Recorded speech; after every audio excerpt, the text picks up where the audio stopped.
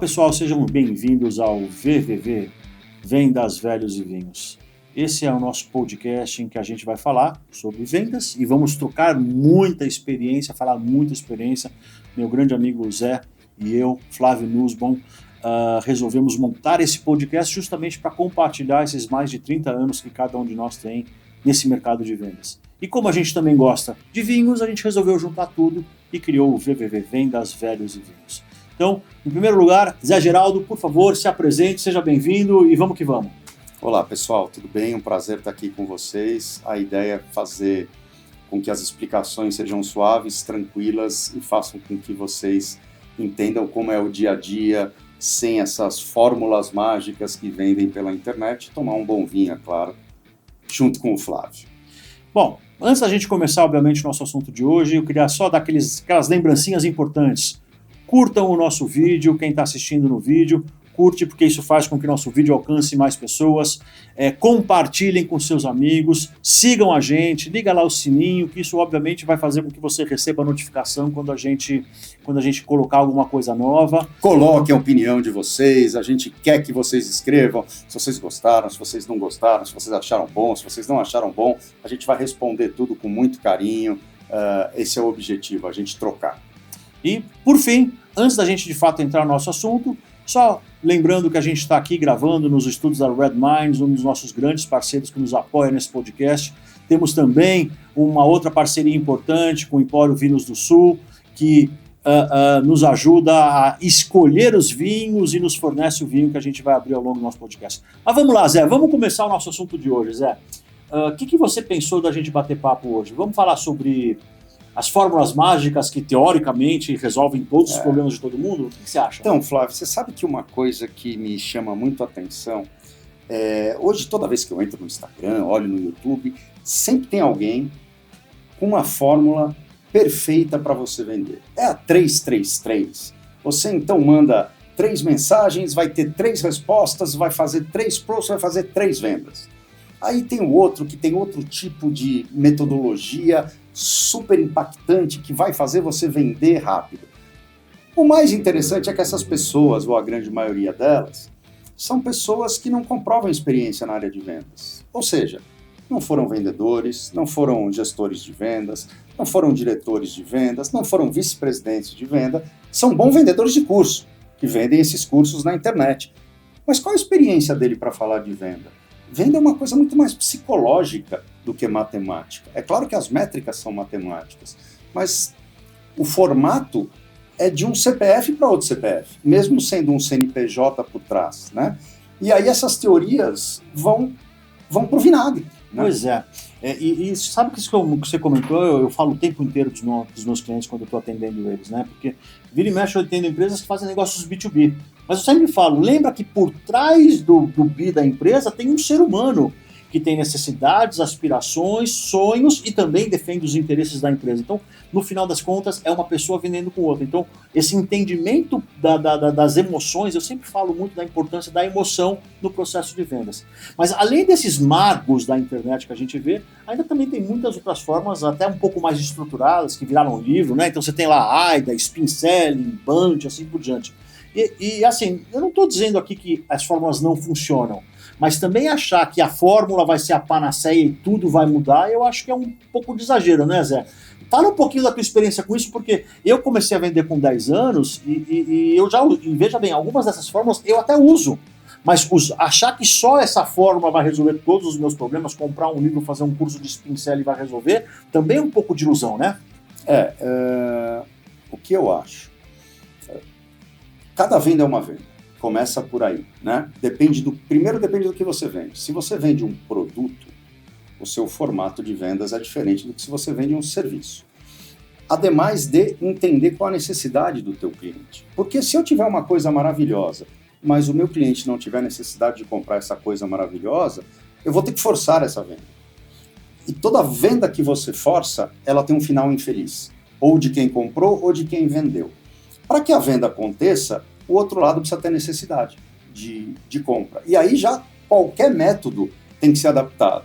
Se você vai vender uma xícara de café, é um produto que grande parte da população pode comprar. Se você vai vender, por exemplo, você vende espaços em cemitério, qual que é teu público-alvo? Todo mundo que está vivo.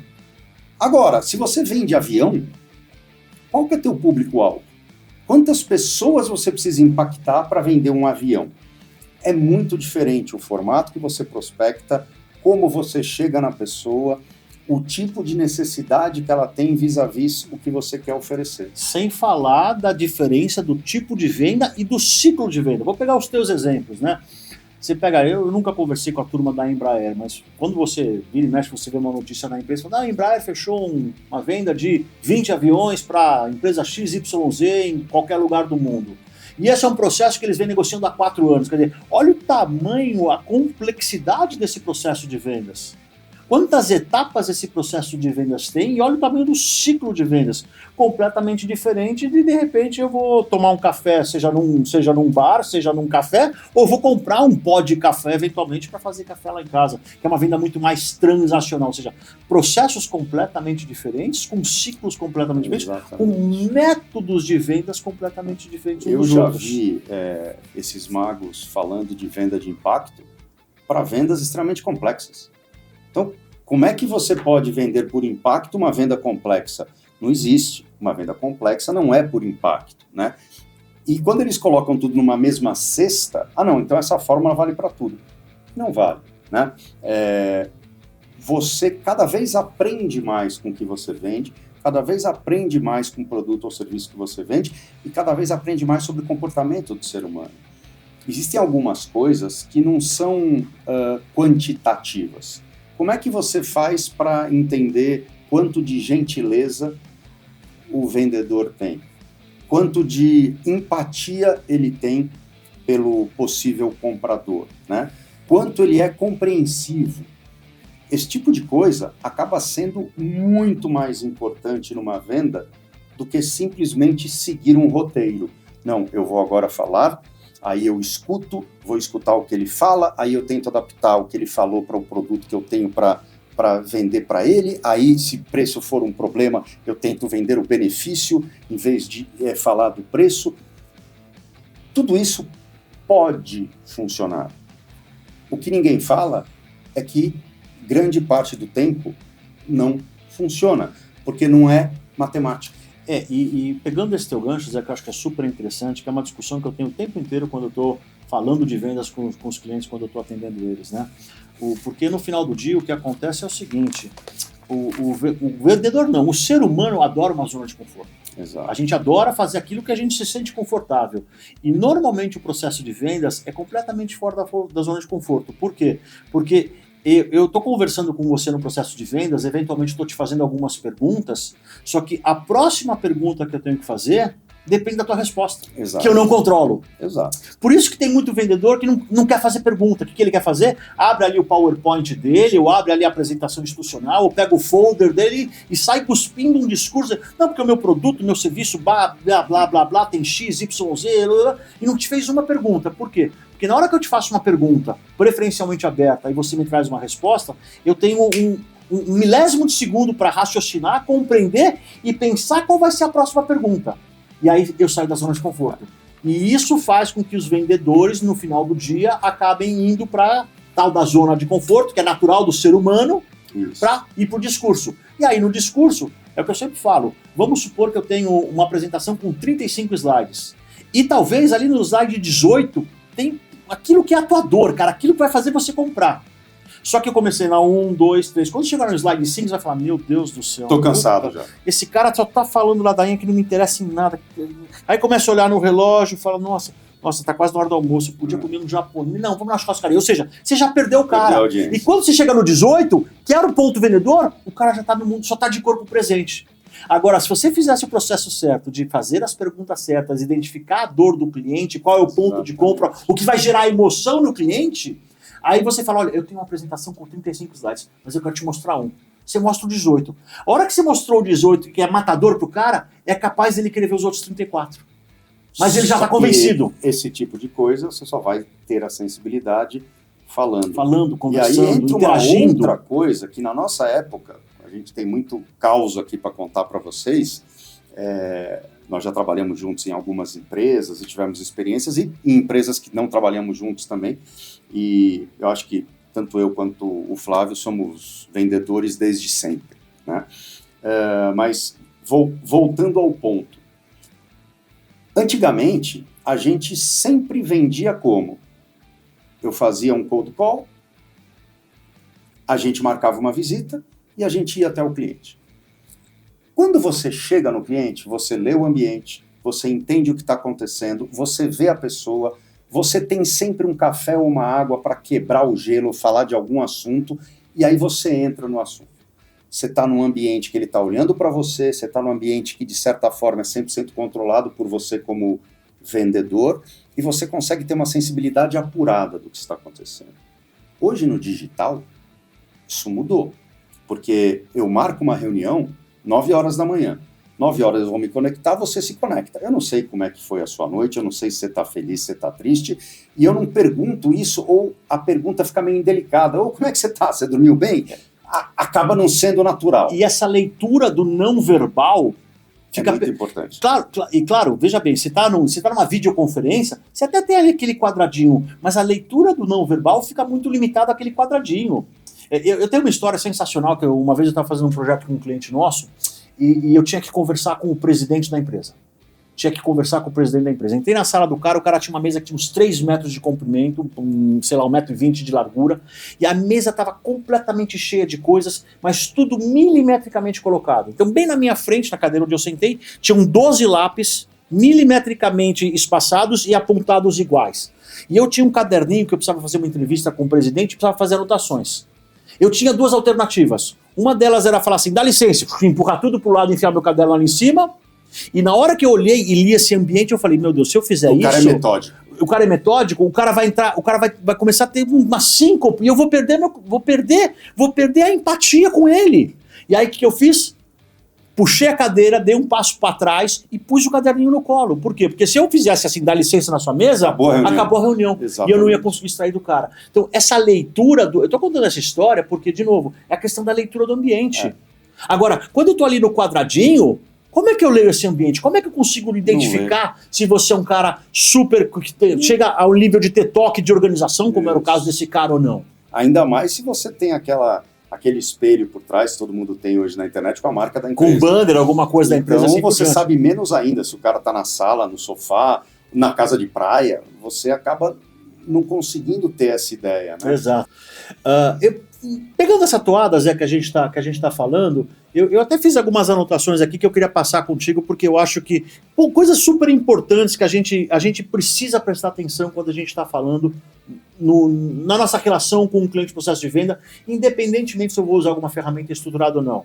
Ou seja, eu tenho que entender qual que é o ciclo de venda daquilo que eu vendo do meu cliente. Eu preciso entender o timing. Timing é tudo.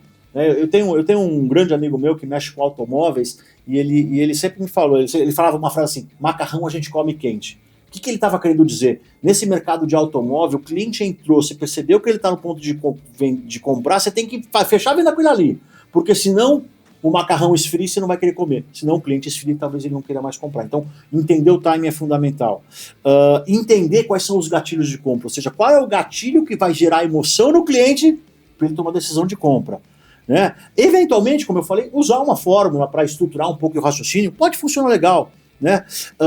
Ter um processo de vendas bem desenhado, ou seja, a tua venda é uma venda mais complexa, então quais são as etapas do processo? Não tentar atropelar. Por quê? Porque se eu estou começando a esquentar, gerar necessidade em você, não adianta eu querer ir para o fechamento, porque talvez eu tenha que fazer etapas intermediárias para validar se de fato aquilo que eu achei que era valor para você, de fato é valor. Então, atropelar esse processo é muito complicado. E aí entra outro complicador. Quem é a tua contraparte? Qual a cultura dela? Como ele foi educado? Tudo isso que você está falando, vender para uma pessoa em São Paulo é de um jeito. Se você for vender para um gaúcho, é diferente. Se você for vender no Ceará, é diferente. Aí vamos complicar. Se você for vender no Paraguai, é totalmente diferente do que no Chile. Que é totalmente diferente do que na Argentina. Eu lembro, você lembra também, porque nós trabalhávamos na mesma empresa, que era uma multinacional americana que servia a América Latina, eu vendendo na Argentina, eu começava a reunião tirando o pelo da minha cara. Claro, Porque eu sabia que para um argentino, lógico, ele ia ficar muito confortável se eu tirasse pelo de brasileiro. Então eu falava para ele, infelizmente tem um brasileiro para vender para você, mas não tem problema porque eu tenho sobrenome italiano e tal. Hablando espanhol, pero hablando espanhol com um acento raro, né? Quer dizer... E você vai levando. Era o quebra-gelo. Claro. Como é que você faz isso hoje por internet? Como é que você sente esse ambiente por internet? É uma outra coisa que gera uma complicação ainda maior. E aí, não, por internet tem esse método, você segue e vai dar certo. Não vai dar certo. Pode até dar certo, mas não é uma regra que dará certo. Sabe a sensação que eu tenho, Zé?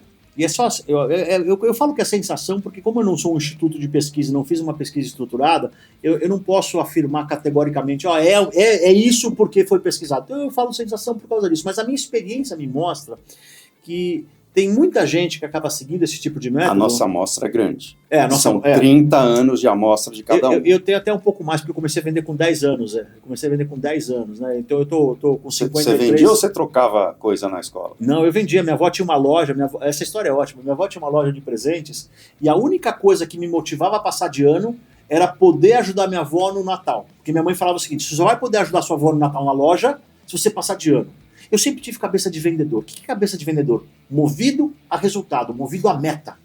Então, por exemplo, para passar de ano na escola, qual que era a nota para passar? 6. Eu estudava para tirar quanto? 6. Porque para que estudar para tirar 10 se com 6 eu resolvo? Flávio, vou brincar mais tempo. Não fale isso, os nossos filhos vão ouvir isso aqui.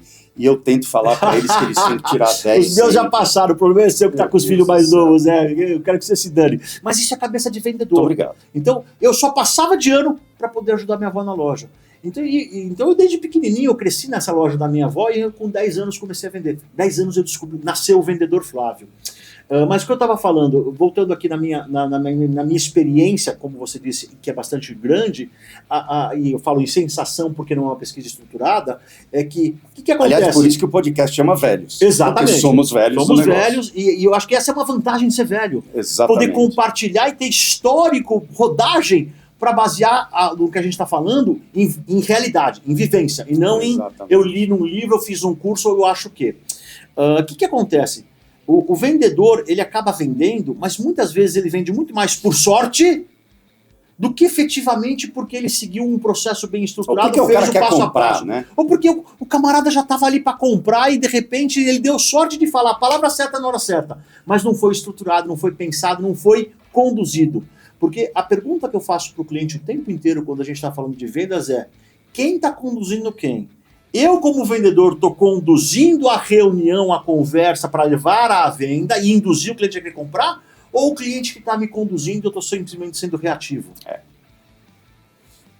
E como é que você avalia isso? Pois é. Quem avalia para você? Você não tem um consultor avaliando a sua reunião para poder falar, né? E geralmente você está quente ali, ao vivo. Aqui no podcast, se a gente fala uma groselha, a gente corta e edita. Próximo. Mas na vida é totalmente diferente. Um erro que você comete comprometeu a venda. Pois né? Uma brincadeira errada. Uma colocação política. Uma palavra mal colocada. De futebol. Seja o que for. São várias coisas que você não sabe quem está do outro lado. Né? Você acaba aprendendo com o tempo. Ainda mais aqui no Brasil, que a gente tem uma cultura, que é uma cultura latina e é uma cultura de calor, de falar de frivolidade. Porque, de novo, como você falou, vender em cada lugar do mundo é diferente. Se você vai vender nos Estados Unidos, você não começa uma reunião que como é que foi o futebol ontem, a novela, ou a seleção brasileira, ou qualquer coisa do gênero. Americano é direto ao ponto. Então você entrou, a gente veio falar sobre vinho, eu já saio falando de vinho, te fazendo perguntas sobre vinho, mas não vou perguntar se a tua família vai bem, não vai bem, se você é casado ou solteiro, se tem filhos ou não tem filhos. Aliás, eu gostei da deixa. O que nós temos aí hoje? Então, olha só. Hoje, olha só, a gente tem um belo de um Marcelin Merlot. Tá? Zé, vai abrindo o vinho pra gente aqui, eu vou falar um pouquinho. Mais uma vez, eu queria agradecer o Bira e a Simone da Vinho do Sul, que nos não só fez a curadoria, mas também nos forneceu esse vinho. Deixa eu falar um pouquinho, enquanto o Zé vai abrindo aqui o nosso vinho, nós vamos degustar esse vinho aqui com vocês virtualmente. Deixa eu falar um pouquinho, né? Esse é um vinho da Monte Santana. como eu falei, é um corte, né? Ou como se fala em inglês, um assemblage, em francês um assemblage, em inglês um blend, né? Enfim, um corte. A gente fala Ou em português uma mistura. Mistura no popular, quando o pessoal que entende um pouquinho mais de vinho, que é o teu caso, que entende muito de vinho, né, Zé? É um corte de Merlot e Marcelin. Uma coisa interessante que a gente decidiu quando a gente falou, vamos fazer um podcast de vendas, velhos e vinhos, é que, em primeiro lugar, a gente ia trabalhar com vinhos nacionais, né? A gente ia trabalhar com vinhos nacionais. Zé, acho que está com dificuldade. Deixa eu te ensinar como funciona esse saca-rolha, que ele é meu. Dá licença. Aperta a parte de cima. Aperta. Aqui, Zé. Aperta aqui, ó. Aqui, você põe para dentro isso aqui. Então, mas não está entrando. Aqui, né? aqui, ó. Entrou. Não, tem que apertar em cima. Dá licença. Puta que eu pariu. Meu Deus do céu. Isso porque eu falei que o cara entende de vinho, hein? O problema é abrir a garrafa. Olha só, o abridor do cidadão não é um abridor natural. Não é um abridor de uma natural. pessoa normal. É um Le Creuset é um só. abridor de engenheiro. É um Le Creuset. Aí, olha só a técnica que ele tem para abrir uma garrafa. É que você pôs demais Zé, tá vendo? você pôs uma saca-rolha demais na rolha, Zé. Meu Deus do céu. Entendi. Agora, ó, tem uma alavanca aqui, você faz assim, ó, Zé. Zup. Zé, é um Le Creuset. Muito bem. Da próxima vez, o senhor abre. Próxima vez eu abro. Mas vamos lá. Aqui. Só pra gente terminar de falar do nosso tá vinho. bom? Vai servindo que eu vou terminar, já que você fez a bobagem de não saber, passar essa vergonha de não saber abrir uma garrafa de vinho. Normalmente, a gente faria aquele teste com vinho, né? Colocaria um pouquinho, iria provar para ver se é bom. Nós não vamos fazer isso, a gente vai tomar direto, porque o vinho tem uma procedência absurda, como o Flávio falou. Eu acho que vale a pena falar também, Flávio, que a gente vai primar por ter vinhos nacionais, castas que aqui no Brasil estão sendo produzidas com muito profissionalismo, com muito carinho, muita dedicação, famílias assim que trabalham já na terceira ou quarta geração, e uvas que não são normais de você ver em vinhos por aí. Por exemplo, Marcelin. Marcelin é uma uva francesa que está no Brasil há não muito tempo e que no sul vai muito bem. E se adaptou muito bem ao nosso, que a gente chama de terroir, né? Então, só pra gente terminar o assunto vinho, de novo, é um corte que ele é 54% Merlot, e é interessante porque são várias safras, 2021, 22, 23, ou seja, o produtor, ele juntou vinhos de safras diferentes, da mesma uva e do mesmo terroir, com 32% ainda de Marcelin, e ainda ele tem 22% de um vinho dele pronto, chamado Cuvée 22, que é um grande vinho que eles têm ali, que eles ainda puseram esse vinho todo ali, ou seja, fizeram uma alquimia interessante que segundo o Bira, e por sinal, quem quiser algum contato do Bira... Vamos ali, colocar o WhatsApp dele aqui. A gente coloca nos comentários, no comentário fixado, a gente coloca o contato do Bira da Simone nos comentários, se alguém quiser... fala com eles, porque eles são realmente craques em achar vinhos super interessantes. Mas vamos parar de falar de vinho e vamos experimentar o tal do vinho, Zé? De novo, aqui o objetivo não é vender vinho, é a gente dar uma quebrada na nossa conversa e poder falar um pouco desses vinhos, dessas criações nacionais, que realmente, para quem não sabe, ouse com um vinho nacional. Eu costumo falar isso, eu tive produção do meu próprio vinho, o Flávio também faz vinho dele, e a gente acabou se encantando mesmo pelos vinhos do Brasil. Eles estão sendo feitos com muita maestria e pau a pau com vinho internacional. Então, ainda acho hoje um grande custo-benefício. Eu sugiro a vocês ousarem nos vinhos nacionais. E aí, o que você achou? É bom. Muito bom, Zé. Nossa, uma acidez assim sensacional. Um nariz que, assim, de cara, mesmo assim o vinho tá muito aberto, ele já traz uma fruta negra, assim. Isso do Flávio eu vou falar pra vocês que é uma frescura, tá, gente? É bom, certo? é bom. Uma frescurada. Eu faço assim, ó, sinto o cheiro é bom, se é bom, mando pra goela, tomo, se for gostoso eu falo. Esse negócio de fruta negra, que fruta negra? Tá tentando vender pra você? É uma questão de olfativa, é você conectar o aroma que você sente com o que você tem na memória. Que é um negócio super interessante. Muito bom. Vocês tomam vinho aí, não? Se vocês tomarem, depois pode tomar, que é bom. O Pet Shop. Tô falando pra equipe aqui. É bom, bem... sabe o que eu achei de verdade? Ele é bem adocicado, bem gostoso.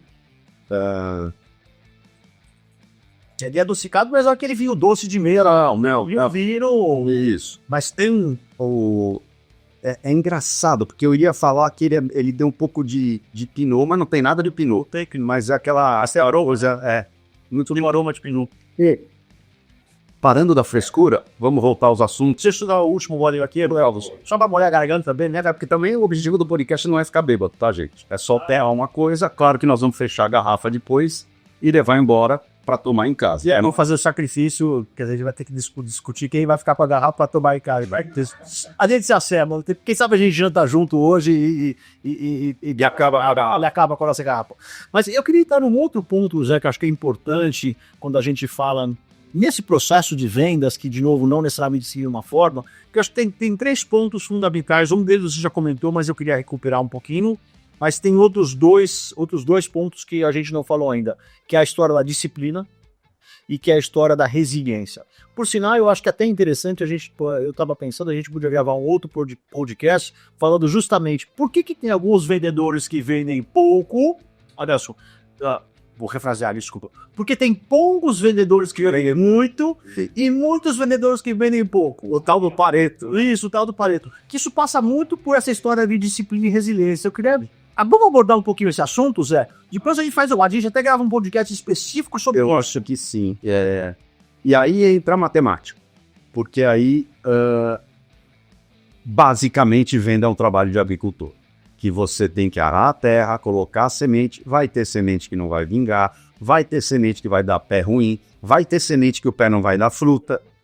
Então você tem que ser resiliente de seguir plantando, né? Eu sempre falo para a equipe de venda o seguinte: prospecção, por isso que eu tô, tem que ser que nem escovar o dente. Você não acorda de manhã e escova o dente? Você não almoça e escova o dente? Antes de dormir você não escova o dente? Prospecção tem que ser um ato diário, que tem que estar na agenda do vendedor. Mas eu não sou SDR, que é um termo novo, né? Que já não tá nem mais. E eu faço isso pré-venda, só me virar. Eu tinha coisa adega, não me bonita, eu chego pré-venda. Parejador, chamava lá por isso. Então, assim, tudo... nada muda, tudo se transforma, né? Eu costumo dizer que o pessoal do marketing adora inventar nome novo pra coisa velha, pra vender cursos, livro e diabo. Exato. Mas o cara que tá prospectando, quanto mais ele prospectar, olha, ele vai dar sorte que ele vai acertar. E além da prospecção, eu acho que você também tem a insistência e persistência. Deixa eu contar uma história pra vocês. Pra vocês, né? E para eles, para todo mundo, na verdade, obviamente, que a gente gosta de fazer como se fosse um bate-papo na sala de casa, mas obviamente a gente faz isso para todos vocês, né? Meus queridos amigos que estão aqui, amigas que estão assistindo a gente. Eu tenho um cliente que eu trabalho já há alguns anos. Você sabe quantos follow-ups eu fiz no cliente? 16. Antes do primeiro fechamento. Antes de fechar o primeiro contrato. Ou seja, eu fiz uma primeira conversa, entendi o cliente, fiz uma proposta, fiz um follow-up, ajustei a proposta. Depois que a proposta estava redonda, que ele falou que estava bonitinho... Aí entra outra coisa. Vivência para você saber aonde colocar a sua resiliência. Porque vai ter cliente que você vai fazer 38 follow-ups e você não vai fechar. E você já tinha sinais no terceiro follow-up. Só que você insistiu. Então, resiliência não é ser... míope. Aquele burro com o negócio aqui, que Exato. eu vou. Não. Mas resiliência é você entender que esse processo de vendas... Leitura dos sinais. E ter leitura dos sinais. Mas aí a gente volta na história das fórmulas mágicas. Como que se aprende isso? Fazendo. É com o bico no balcão. É com cabelo branco, com falta de cabelo, tempo de estrada. Chame como quiser a analogia. Outro dia eu vi, assim, eu gosto, né, de ficar consumindo esse tipo de coisa na internet, em YouTube, o Insta, agora o TikTok também é bom para isso. Eu vi um cara que nada contra a juventude. Eu acho que a juventude é o futuro do país. Mas um cara de seus 20 e poucos anos, com uma teoria do 333. Essa eu não conheço. Que se você fizesse todo dia 3 contatos novos e mandasse 3 e-mails para esses 3 contatos novos, em 3 semanas você ia ter uma venda. Eu vendo o avião da Embraer, eu vou vender em 3 semanas. Não existe. Claro isso não que não existe. Pode ser que aconteça. E se eu vendo café, eu tenho que vender em um dia, não em 3 semanas? Não, pode ser que aconteça. Claro. Mas não existe você se basear numa teoria dessa para vender. O que eu sei é o seguinte: quanto mais você prospectar, mais chance você tem de fazer proposta. Quanto mais propostas você fizer, mais chance você tem de fechar. E aí você chega na tua média de desde que você prospecte dentro do teu ICP. Né? Para quem não sabe... Não, mas aí já estamos num outro nível, vai ter que ser outro podcast. Não, tá aí mais um tema de podcast, ICP. Para quem não sabe, tá, pessoal, o ICP significa Ideal Customer Profile, em inglês, ou seja, perfil do cliente ideal. Ou seja, você saber quem é o cliente ideal para você é fundamental. E eu costumo dizer, tão importante como saber quem é o cliente ideal, é saber quem você não quer como cliente. É tão importante quanto, para você justamente não acender, como eu costumo dizer no popular, acender vela boa para mal defunto, né? Aliás, voltando ao exemplo do cemitério que eu dei. Quem é o ICP do cemitério? Qualquer um que esteja vivo. Pois é. Mas eu não consigo prospectar uma criança de 10 anos. Exato. E ela está viva. E normalmente quando a gente fala em cemitério, não é só venda de jazigo, mas normalmente essas empresas também vendem, por exemplo, plano de auxílio funeral. Isso. Quem que é o ICP? Você acha que alguém que tem uma classe A, B, ou seja, pessoas um pouco mais abastadas financeiramente, elas estão preocupadas com o funeral? Não. Não, porque... Para elas é marginal. É marginal o custo. Agora, você pega alguém que tem uma classe um pouco mais baixa, uma condição financeira um pouco mais baixa, o momento da perda é um momento, além de muita dureza para todo mundo, para qualquer ser humano, mas financeiramente é muito pesado. Então, de novo, quem é o ICP de uma empresa de auxílio funeral, por exemplo? É fundamental saber isso, porque senão você vai começar a prospectar.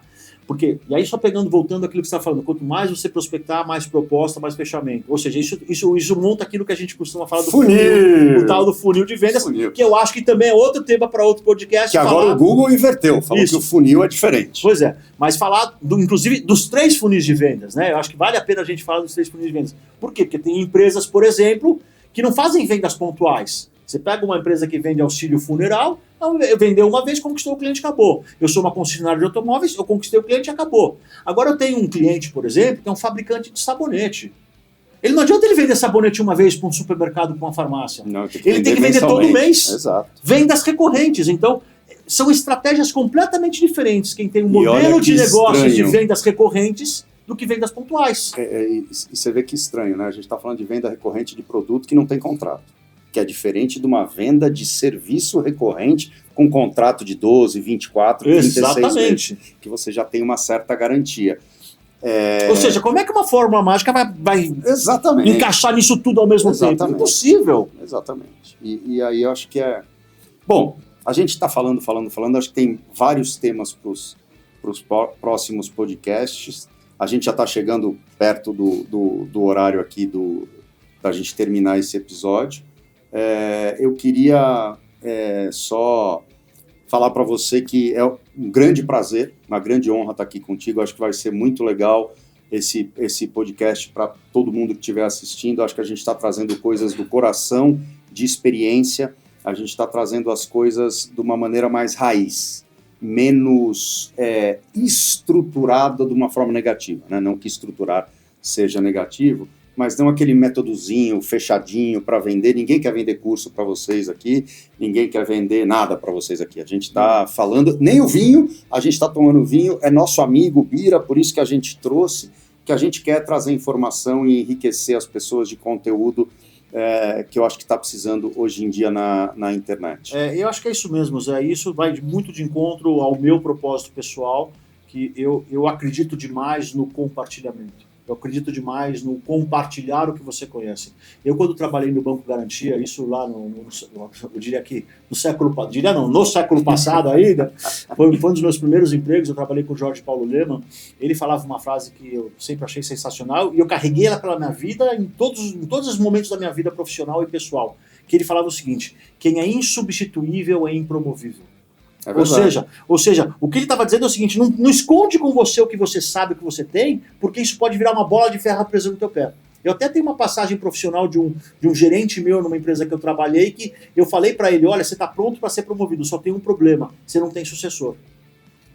E eu falei isso um ano antes de quando surgiu uma oportunidade de promover alguém para uma vaga de superintendente, e aí eu não o promovi, e ele me chamou pé da vida, dizendo: pô, mas você disse que eu estava pronto, como que você não me promoveu? Eu falei: cara, você lembra um ano atrás quando eu falei prepare seu sucessor? Você não preparou. Eu não posso prescindir de você na tua função, porque se você sair dessa gerência, a área desmorona. Quem é insubstituível é promove. Então, esse negócio do compartilhar é fundamental. Então, Flávio, eu lembrei de uma coisa eu agora. amo compartilhar e é isso que a gente quer fazer aqui. Eu vou falar antes da gente encerrar, porque eu lembrei, senão eu esqueço. E velho esquece, tá, gente? Para vocês saberem. Por isso tem que anotar, eu faço minhas anotações. Eu sou velho, mas sou meio moderninho que eu uso iPad, tá? Exatamente. Ele não, já é velho que usa papel mesmo, caneta, coisa... Papel, eu sou raiz. É que ele é muito mais velho que eu, tá, pessoal? Ele é bem mais velho que eu, tá? É raiz. Mas o que eu queria te falar, que a gente vai abordar em outros podcasts, é o seguinte: nem todo grande vendedor serve para ser um bom gerente de vendas. Aí entra a e às história vezes da carreira você em Y. comete um erro tremendo E fatal. de matar um bom Fatal. vendedor fazendo com que ele vire gerente. Aí você vai ter que mandar embora um gerente E perdeu o melhor e perder vendedor. o melhor vendedor. Então isso é um tema muito vasto para a gente falar no próximo Que tem podcast. muito a ver, que eu sei que não é exatamente vendas, mas tem a ver com isso, que é a história da carreira em Y, né? Ou seja, a pessoa começa a crescer e para onde que ela vai? Ela vai para a área técnica ou vai para a área de gestão? Porque eu já cometi esse erro algumas vezes e aprendi com eles e depois, obviamente, comecei a encontrar formas de, criando a carreira em Y, evitar esse erro. Mas eu acho que isso é tema para outro podcast. Gente, Zé, saúde! Saúde, Obrigado. obrigado por vocês assistirem. Não esqueçam de curtir, compartilhar, fazer os comentários. Bira, vinhaço, muito obrigado. Espero que vocês estejam aqui no próximo. Tchau, pessoal. Valeu. Um Até a abraço, próxima. saúde.